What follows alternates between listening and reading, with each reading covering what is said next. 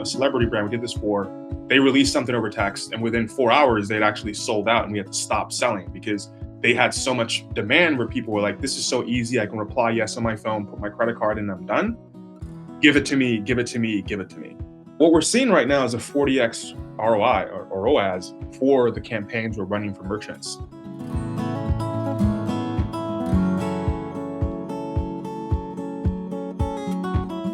All right, you're listening to the Deal Closers podcast, brought to you by websiteclosers.com, a show about how to build your e-commerce business to be profitable, scalable, and one day even sellable. I'm Izach Porter, and on the show today, we're talking about text marketing, how we can use text marketing to increase order size, drive lifetime value, give our customers a VIP experience, reduce cart abandonment, and ultimately drive the enterprise value for your e-commerce business. Here are some stats for you. Americans check their phones an average of 47 times per day. I think I probably check mine 2 or 3 times that amount. 91% of customers are interested in signing up for texts. 70% of people check their messages within 5 minutes of receiving them. So how can e-commerce leverage the use of our phones and give customers the best possible experience? Let's bring in our guest today, the CEO and founder of Parrot, Osa Gaius. Hey, Osa, how's it going? It's going well. Great to be here, Izach. Thank you for having us on the podcast today. Yeah, thanks for being here. Excited to talk with you. We spent some time checking out Parrot, checking out the platform, and one of the things we've been doing with the podcast is this series on technology for e-commerce stores that not only helps the owners and the founders with their business, but can drive the value of the business itself. And so I want to talk to you about text marketing. But before we get into that, you wrote an article on LinkedIn called "Why I Quit My $275,000 Job to Focus on Mobile Payments." Let's just talk about that story. I was really interested in the article. It resonated a lot with me personally.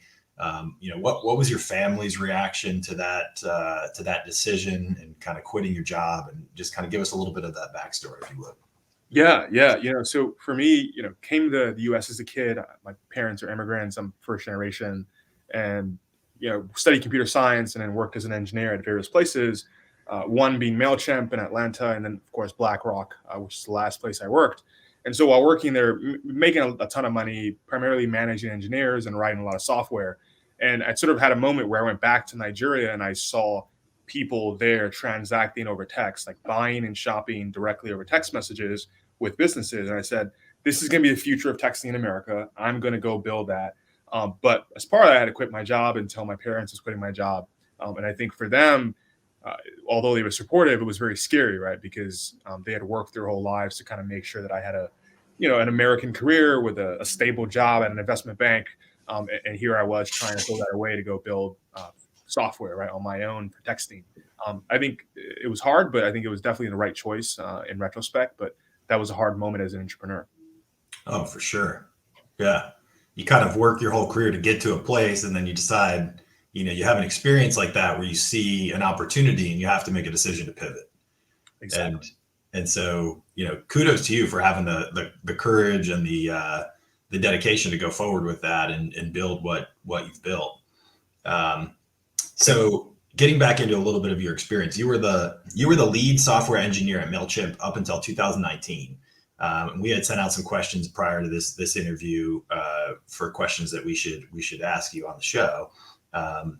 And you said, ask the question, why will email marketing die out? So let's talk about that. Why do you think email marketing will die out? Yeah, I mean, I think it's controversial to talk about email marketing dying out nowadays when people are still seeing 10%, 20% open rates at best. But I think some of the brands that really struggle with email marketing today are really getting sub 10% open rates. And what that means for a brand, in terms of raw numbers, is if you send an email message about something you have in your store that's new or something that's exciting about your business, only 10 out of 100 people are ever going to open that email. Right. Now, you can talk about your click-through rates, and maybe that's a little better. Your conversion rates might, be even lower than that. But what we're seeing is that people don't open emails and they don't click emails at the same rate that they did 10 years ago. And so for brands, they have to ask themselves the question, if only 10 out of 100 people will open that email, should I even send it? And we're meeting a lot of brands who are saying, no, I'm actually not going to send that email because I know very few people are going to read it. And I know that even lower amounts of people are actually going to convert. So I'm not going to send the email. So I don't think it's that people are going to stop sending emails or that businesses will stop sending emails to consumers or that even as part of our work, we'll stop emailing. But I do think that the days where you could spray and pray email market a large list of people that you bought from somewhere online is not going to work because people just don't treat email as the same way that they used to 10 years ago, right? And I think part of that is the phone really taking over commerce. But I think a large part of it too is a lot of consumers are saying, I don't want to be marketed to over email. I'm not going to open it. If you want to market to me on Instagram or on a different channel where I'm expecting to see an ad. I shouldn't be seeing an ad in my email inbox where I'm primarily doing work. Right. Or, in my case, I've got 6 or 7 email addresses. I've got one I use just for when I sign up for stuff at stores. I know they're going to be sending out email marketing. It goes into an email that I very rarely check. And so it's not an effective way to get in touch with me for sure. So I think that's a good transition to Parrot. So tell us about what Parrot does. Good question. So Parrot is entirely focused on one thing, which is helping a merchant increase the lifetime value of their customer. And the way that we do that is by allowing that merchant to collect payment directly from the consumer over text. And so what that looks like in practice is a merchant, let's say Nike, for instance, will send Izach a text saying, hey, here's a t-shirt we think you'd like based on some recommendations or an AI, for instance. If you want it, reply yes. And what Parrot will do is actually using a bot, collect Izach's credit card information and charge him directly on the spot over text, and then send him a receipt back over text so that Izach never has to go to a website or click a link. He's just texting with Nike back and forth about something he wants. And then when he actually wants it, he can say, yes, I want it, be charged to his card on file. You can kind of think of it as PayPal meets text messages, but ultimately it's about making sure the merchant can increase the lifetime value of that customer over 12 and 18 months. And so in that example that you gave us, how did the merchant collect my number? How did they get my contact information to begin with? Yeah, that's something that the Parrot helps with. And the way we do that today is if the merchant already has your email address, Parrot will help the merchant send you an email and say, hey, here's a discount or here's an offer to collect your phone number for me securely. Or alternative, if you're on the merchant's website, Parrot can actually help you there on the website, put in your phone number and even attach your credit card directly on the merchant's website so that next time they need it, they've already got your card, they've already got your credit card. All you need to do, they've got your card, they've got your address, and also your phone number. All they got to do is actually send you a text now from Parrot. And so we've got a bunch of ways to help merchants collect phone numbers and collect credit cards. But we always tell merchants, start on your website, maybe start with your existing email list, try to collect those phone numbers and credit cards that way, and just start sending offers to people that are customized and make them feel very special. And if they do feel special, they'll say, yes, I want it, give me this size, and Parrot will handle the entire order using the Parrot AI. Okay. And how do you see kind of the efficacy of those efforts compared to email marketing or, PPC or other paid traffic sources? Yeah, what we're seeing right now is a 40x ROI or ROAS for the campaigns we're running for merchants. One interesting one is that you say 40, like 40x or 4x? 40x. So 40. Wow. So for every dollar a merchant spends, they'll make $40. And that's based on a campaign we did recently for actually a celebrity brand where that's killer right now, right? I mean, ROAS is down across the board on all channels that I've been tracking with our clients. And what's interesting about that is, because we built payments into the experience so that now when we send you a text message, you don't have to click on a link or go to a website and dig around. We just send you the product and you can say, yes, I want the product or I want a different product. The power of that vis-a-vis even other ways of doing text marketing is that you really as a merchant get to track how many people actually paid me with a credit card over text, as opposed to how many people clicked on a link and you went to a website. And so the ROAS tracking for us is much cleaner. And as I mentioned, a celebrity brand we did this for, they released something over text and within 4 hours, they'd actually sold out and we had to stop selling because they had so much demand where people were like, this is so easy. I can reply yes on my phone, put my credit card in, and I'm done. Yeah. Give it to me, give it to me, give it to me. That's fantastic. So I want to bring this back to M&A for a minute, because that's my focus, is on helping businesses exit.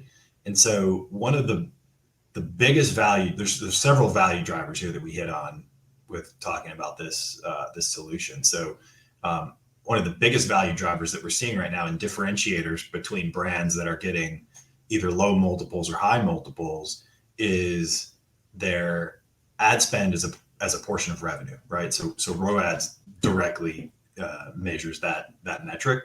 And it's not surprising that brands that have to spend a lot on advertising to generate $1 of revenue are less valuable. So if you've got a way to, even if it represents a small portion of your sales, get a 40x return, that immediately increases enterprise value of that business. And then the other major driver for moving the multiple on businesses higher is the lifetime value of customers. So let's talk about LTV a little bit. How do you see LTV for brands that are using Parrot, kind of before and after? Is that something that you've tracked? Yeah. What we're seeing, for brands who use Parrot as a way to check people out, right? Because ultimately that's what we're trying to get the person to do, is just check out as quickly as possible. Yeah. Is we're able to lift their conversions by 20%. So if a merchant was getting a 15% conversion rate on their website, or just over text marketing, which again traditionally was only going back to their website, and they install Parrot as part of their merchant offering, they're now getting 35% conversions, right? And for us, what's interesting about tracking that is, again, because Parrot actually collects credit card information, we can track that not just in terms of, did we get someone to click on something and can we attribute the cookie back? No, it's this charge happened on this card because this person was texting with Parrot, or they use Parrot on the website. And what's exciting for us about kind of tracking LTV is when we can actually show that we can make money for a merchant, we can go back to that merchant and say, what other ways can we help you make money? And so now merchants are thinking of us less as a marketing tool that they kind of use top of the funnel or even mid funnel to retarget people, and really as a way to generate new sales, as a new sales channel. And so they're finding that there's new ways they can boost LTV that before they were like, oh, we don't have a way to do this. We're just going to essentially lose out on that lifetime value. A good example of that would be one of our customers. They make baseball equipment. And right now, a lot of their LTV is being lost in that 6-month post period, because a lot of customers' credit cards actually just stop working or their card expires. And what Parrot can help them do is actually text that consumer and say, hey, here's a link to update your credit card. Just click the link and put in your credit card directly, or you can actually text back to the same number and get help with actually updating your credit card from the brand. And so we're finding that brands are kind of leveraging SMS plus payments to find new ways to boost their LTV, or just to reduce churn in ways that they couldn't do before. Interesting. Really interesting. So how do you get paid? How is Parrot monetized? Yeah, a lot of folks in the SMS space, think of the Attentives of the world. They really get paid by getting you to send more text messages, right? Because that's how they cover their costs. A lot of those businesses are not profitable, unfortunately, because the AT&Ts and the Verizons of the world have a fixed cost of 1 cent per text message. So that's the reason Attentive is trying to get you to buy $1,000 worth of SMS credits, because they know that's the only way they can make money. Parrot is radically different, because although we'll still charge you the 1 cent so we can pay Verizon their money, we don't charge you anything on top of that. Instead, we charge you 1% of every order that we touch. So if Parrot sends someone a text and the person actually responds yes and puts their credit card in, we'll charge you 1% of that order. And so for us, that aligns us with the merchant's lifetime value. The more money we help you make from that customer over the next 12 to 18 months, the more money Parrot makes. And that really keeps us honest in terms of how we grow the business. That's very interesting as well, because the model for most digital marketing platforms right now is a percentage of the total ad spend. It's not really tied to revenue or the pull-through rate. It's just tied to a percentage of how much money is spent by the merchant. And so you're aligning your incentives really at the hip with your customer. Yeah, and for us, again, at Parrot, we we think of ourselves not primarily as an SMS marketing business, like although we do help merchants kind of solve that problem as a core of what we do, but ultimately we're a payments business because every time your customer responds to a text message and we have to collect a credit card for them, you as a company are trusting Parrot with that credit card. You're trusting us that we're not going to do anything silly with it. And so for us, it's really important that we stay true to ourselves and we avoid trying to make merchants do things like, for instance, send more text messages, even though Parrot knows those text messages won't convert, right? Yeah. We don't want you to do that because although it makes us a little bit more money and we can juice our quote unquote ad spend numbers, we know that you're not actually making money because that ad spend isn't good for you in terms of actually collecting revenue. So, and how do you manage security on the platform? If I'm putting my credit card in by text message, is that secure? Yeah. So one thing I didn't talk about early on was, well, how do we actually collect the credit card? And so, my background is I led payments at MailChimp. Our CTO, who's really, really core to how we think about this, is a former security engineer who actually ran a security company before he joined Parrot. And one of the things we realized very early on was that Verizon and AT&T do not encrypt their data across the wires. So if you text someone your credit card and there's a hacker somewhere on the internet, snooping on AT&T's traffic, they can actually see that credit card. So the way Parrot does that today is we actually never get you to text us your credit card directly. Instead, the first time you want to put your card in, we'll send you to a short form with 3 fields, and you put your card in there. And then we just send you a receipt over text saying, hey, we got your credit card. Thanks for going to the website to put it in. But after that, you never need to go back to a website. And what that allows us to do is we tokenize the card so that way we never transmit the actual number. We never store it in a database. All we have is a reference to it that's kept in our vault. And that reference to your credit card is actually referenced by your phone number. So I can say, this is Izach's number. This is a reference to his credit card that we can charge later. And when we do need to go charge that, we can encrypt that traffic all the way through so that we're not ever bleeding that information across the wire. We'll show you the last 4 digits sometime just to confirm, like, is this the card you want or do you want to use a different card? But we'll never actually show you the full number or any of the other sensitive information that goes with that card. So PCI compliance matters to us, quite a bit, and we spend a lot of time there. But in addition to that, we think about GDPR, TCPA, and the other compliance measures we have to think about vis-a-vis SMS and sort of typical marketing stuff. Very cool, man. All right. So you get the text message, you redirect to a secure website where they enter their credit card like you would at any other site. Tokenize that, right? So then you're saving a reference to it in a secure location, and then you can link that to my phone number. Exactly. Nice. Yeah, very cool. Man, I'm really interested in this. So, how are you leveraging social media platforms with this technology? What are the opportunities there? Yeah, so social is something that I'm getting increasingly excited about because what we're seeing are a lot of young people trying to think about how to start brands, how to engage with brands, how to influence and be influenced by brands. And so one of the things we thought about really early on was, when you look at e-commerce, largely 80% of e-commerce traffic is now on mobile, right? So everyone's on their phone looking at a TikTok page and then going to the brand's website that they saw on that influencer's page that they were like, oh, I like those pants. Let me go check them out. Yeah. So the question is, well, if I'm on TikTok, how do I actually buy the thing, right? I don't want to have to go to the website and do all that. I saw the pants that the influencer was wearing. I want to click on it and buy it. And today the solution for most merchants is to build some complex tooling, maybe try to integrate with TikTok in a very expensive way or with Instagram. And so the solution that Parrot offers those merchants, the way we recommend they think about it is just generate a short link that has all the product information built into it. Parrot can do that for you in the platform. And you can just put that on your TikTok or put that in your link tree or give that to the influencer so that when a consumer who's on their phone sees that link, they can tap on it. And that link will automatically redirect them to a text message where they can send a text saying, I want those pants. They'll automatically get a response from a bot saying the pants are $5, putting your credit card. And just like before, we'll get a receipt.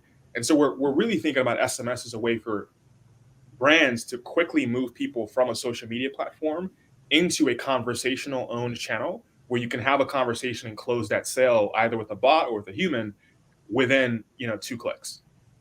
Man, that's fantastic. I'm on TikTok all the time, and I think it's clunky right now to actually purchase something. I see something that I've had. It's happened this morning. I looked at some like radio controlled airplane thing, and I tried to click on it, and it was like I never got to the point where I actually could buy it. I wanted to buy it, but I couldn't buy it, or I didn't try hard enough maybe, but I just gave up. But what a huge opportunity for a brand if you can make that easily convert in a couple of quick clicks. Because I'm like an impulse purchaser, right? And I see something, and especially if it's under some price threshold, if it's under $50 or something, if I see it and it's cool, I'm gonna click it, and I want it to just show up at my house in a couple of days. But I don't want to screw around with getting redirected and getting to going into a whole nother platform. So so are you saying that you can solve that problem now, or is that something that's coming out in the future? Yeah, we can solve that problem now. As I mentioned, we did a campaign with a celebrity who was releasing a product, and this was last year. They were the ones who forced us to think through it, because what they told us was, if someone's on Instagram, they should be able to click a link, get a text, and then just buy. Right. They shouldn't have to go to our website and click around and add it to the cart. Like, we know what the product is. It's only one product. Just add it to the cart and get them to check out. And so for us, like, bringing that one-click checkout experience to Instagram and TikTok required us to think about how other countries do it, and the way they do it elsewhere as well. If you're on your phone, we'll just send you a text because you're on Instagram on your phone. So you should be able to get a text and be like, yeah, I want to buy it. I think the best example of that here in the US we have today that's not too dissimilar is the way sort of Capital One or your credit card company will get you to confirm a purchase, right? You'll buy something, they'll be like, oh, is it you? And you'll be like, yeah, it's me. That's the ease of which we think transitioning people from TikTok or Instagram to their text message should be, right? It should be frictionless, 2 taps, boom, you bought the RC controlled airplane, and you can get it to work. Right. Yeah. Okay. Awesome. I'm excited about this. So, how about a success story? Can you share a couple success stories for clients that are using this, and where it's going really well? Yeah. I think I'll kind of double click on that experience we did for that celebrity situation that I'll talk through a bit more. Yeah. What was exciting about that product was they already knew that the celebrity, the influencer in this case, had a lot of demand, right? But what they didn't really know was, well, would that demand translate to texting, right? Would those people who like this brand, right, like the celebrity, actually text in and purchase, right? Because that was the ultimate question this situation was trying to solve. And what we found was that, one, that was true. Like, a lot of people texted in and said, yeah, I want it. Reply yes to buy, and everyone kept saying yes. And then when we actually tallied numbers at the end, we found that 40x ROI stat, and that really stood out to us because we didn't even think we'd get such a good result. We had a thesis that would be true, but in that case, we had to prove it out by sending a text message to a lot of people. The second case study that I'll call out is actually a brand that's quite larger. They're on BigCommerce. They do $3 million a year in revenue. And what they came to us with was the example I just talked about earlier, where they said, hey, we've got a bunch of people who are already our customers. What we need to actually do is get them to update their credit card. And today, of course, you got to call them or you have to email them. And both of those are really hard ways to get in touch with folks. Can you just send them a text where they can, again, click on a link, put their credit card in one time, and then whenever you change that card in the future, a parent can remember and just send them a text so they can do that very quickly. And so for them, what we're seeing, again, very early, is that's massively increasing their lifetime value, because now they're able to take money that they would have just lost by voluntary churn. About 40% of revenue is lost through that kind of involuntary churn situation. And now they're able to recover that revenue. And so for us, that for them is going to be a 40% sort of lift in conversions that they otherwise would just kind of lose because they couldn't get to the consumer on time and then get that consumer to give them payment directly over text. Very cool. So what are you most excited about with this business, and kind of as we look ahead to the next 6 to 12 months, what's on the radar for you and what's exciting? Yeah, I mean, I think for us, the most exciting thing is continue to roll out more experiments and more pilots and more campaigns with merchants. One merchant we're excited about is Angel's Cup out of California. And one thing that they're going to do with us starting next month is they're going to start releasing a new special blend of coffee every month to their subscriber base. And that's all going to happen via text. So they've got this super exclusive club, similar to Gary Vee's wine club, where you can send a text in and they'll start sending you coffees once a month that are sourced from Africa and sourced from South America. And so we're excited about projects like that, because in that case, we're able to work with a merchant in a new industry we haven't worked with before, learn about their business, and figure out how do we boost lifetime value and average order value for you just using text messages and payments. And I think the second thing we're very excited about is continue to see what happens with social. I think TikTok, to your point, was still very much focused on kind of kids and funny videos, but now is starting to think very deeply about how do we get brands and merchants to actually sell directly on TikTok. And although that's very clunky today, we think that one solution to that could be transitioning people who are on their phones, as we know, directly over to text messages, so that now instead of just looking at your TikToks as a brand, they could be texting with your brand within 2 clicks and buying from you very quickly. And so we're excited about social, and we think social is going to be a big part of how SMS takes off over the next 10 years. Yeah, that makes a lot of sense. So how can our listeners connect with you? Yeah, I think the best way to get in touch with me is send me an email directly if you want to chat more or learn more about SMS. I am osa@getparrot.com. Alternatively, you can just go to our website, getparrot.com. We've got a ton of resources there around SMS, the regulations, around payments, and how to get really smart about this stuff as a merchant before really diving deep into it. Awesome. All right, man. Thanks so much.